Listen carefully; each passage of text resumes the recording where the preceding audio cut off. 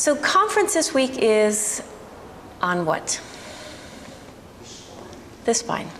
It's an easy one to remember. So the book we're reading this semester is Awakening the Spine by Vonda Scarvelli, and we're talking about 3 aspects of the spine. We're talking about the anatomy of keeping our spines healthy. We're talking about the pranic energy that runs through the spine that keeps us vibrant and alive and healthy. And we're also talking about the emotional or spiritual aspect of keeping our spines healthy and how that relates to both what we're doing on our yoga mats and also as it pertains to our lives. So the last few weeks we've been talking about growing the spines longer and using our practice for that, and trying to create elongation through breath and movement, and also off the mats, taking little breaks from our bad posture and pulling the belly in and getting long, and taking breaks from our computers and couches and places where we tend to kind of sink and shrink a little bit. And then last week we talked about elongation in the spine through the bending of the back.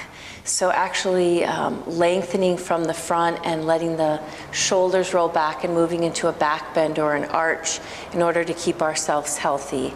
And talking about that, we looked at our up dogs a little bit, and we looked at our back bends.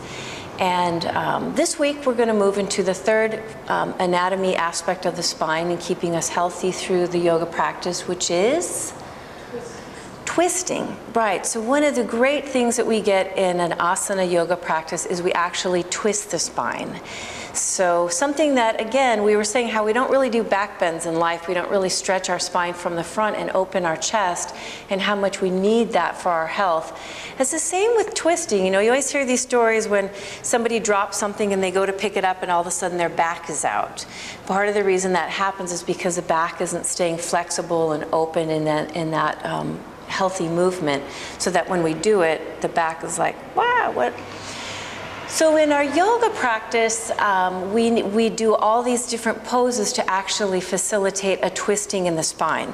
So in order to talk about that, I want to look at the anatomy of the spine first. And I had a picture on Sunday, but all of you sort of understand the spine.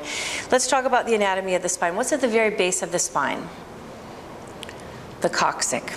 And then above the coccyx is the sacrum. And then our lower spine is considered the lumbar spine. Good. And then the upper spine here is the thoracic spine, and then moving into the neck is the cervical spine.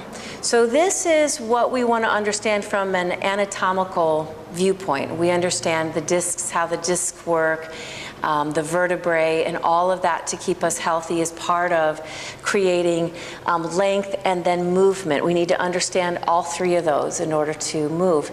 So that is the physical aspect of the practice, and then we're going to talk about, again, the pranic aspect of the practice and the emotional aspect of the practice. For the physical aspect of the practice, how do we want to twist our spine in a yoga practice? Where do we want it? Where do we want this twist to happen? In the thoracic spine. So every time we're twisting in yoga, we really want to feel that twist from the upper part of the spine. So what we actually need to focus on doing is grounding through the lower part of the spine, stabilizing. Think of this word as probably the most important word that I want to use when we talk about twisting in yoga, is to stabilize the lumbar spine in order to twist the upper spine. Because what happens is, oftentimes we think of being flexible. You know, to be flexible in the spine means that I can freely twist that upper part of the spine. When I'm stiff up here and I want to twist, where do I wind up twisting from? Yes, the sacrum. We wind up twisting more from that lower part of the spine, which isn't good for us, which isn't healthy. So one of the ways that we can stabilize the spine in our yoga practice and our Ashtanga practice is with the bandhas. One of the best ways you can stabilize that lower spine is pulling in Uddiyana Bandha, the lower abdominals, and contracting the perineal muscles, and feel that strong, stable grounding through the bottom of the spine. And then we're going to pull up through that elongation and then move into a twist from the upper spine, feeling a little bit of twist then also in the mid spine, right? Sort of that lower part of the cervical spine, or that lower part of the thoracic spine, right? That middle part right behind your heart that we talked about being a little bit dead.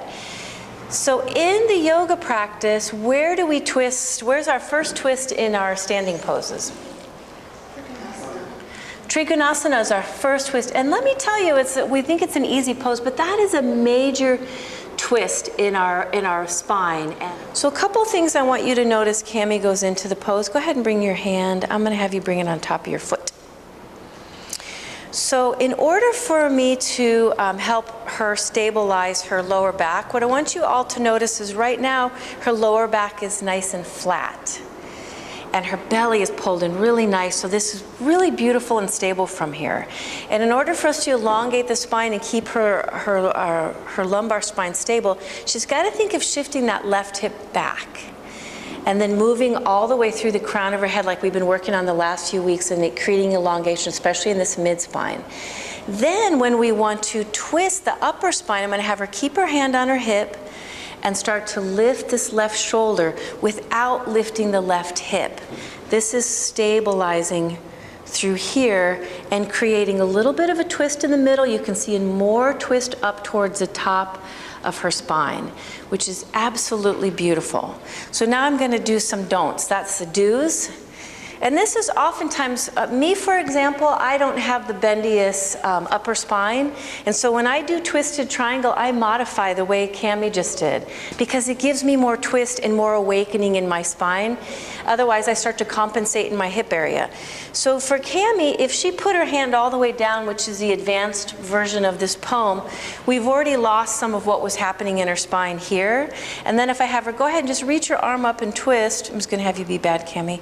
This hip lifts, and she's lost all of that elongation, and she's twisting more from down here rather from up here.